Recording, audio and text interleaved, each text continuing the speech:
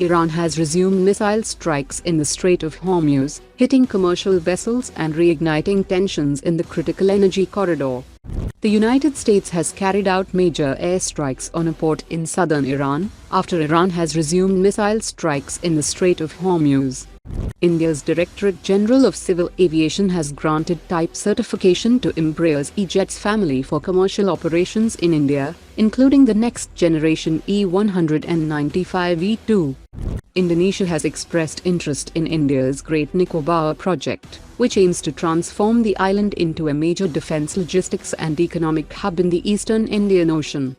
Skyrun Dynamics has successfully tested its Indigenous Ares Interceptor drone, developed to rapidly intercept and neutralize hostile unmanned aerial threats. Mumbai-based Exicom has unveiled the Condor Lite 1W communication system for unmanned ground vehicles, offering lightweight secure long-range communications with mesh networking support for up to 120 nodes. Delhi-based Horus Innovations has unveiled the Vinashaka 60, a long-range autonomous precision strike UAV with a 550 km range, 8-hour endurance and 15 kg payload, designed for deep strikes on enemy strategic targets. Telangana-based Viper Defense has achieved a major milestone, after its Ugram 7.62 by 51 mm rifle jointly developed with DRDO, successfully cleared the Indian Army's General Staff Qualitative Requirements Trials and Ministry of Home Affairs Board Trials. The Indian Navy has issued an RFI for tactical multi-copter surveillance drones for base surveillance and security at naval establishments. The drones must offer electro-optical surveillance, 360 degrees field of view, automated target tracking, 20 km plus radius, 120-minute endurance, anti-jamming features and secure encrypted data link.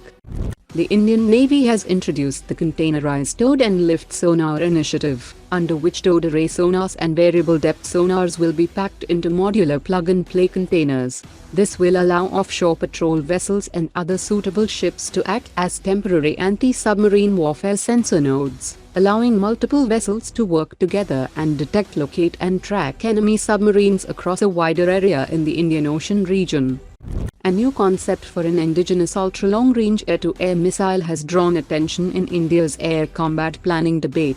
The concept envisions a 4.75-meter 860 kg missile, capable of engaging high-value airborne targets such as AWACS, aerial refueling tankers and intelligence aircraft at distances exceeding 500 kilometers. The missile will depend heavily on network targeting from AWACS satellites and ground-based sensors, allowing Indian fighters to target enemy force multipliers from very long ranges.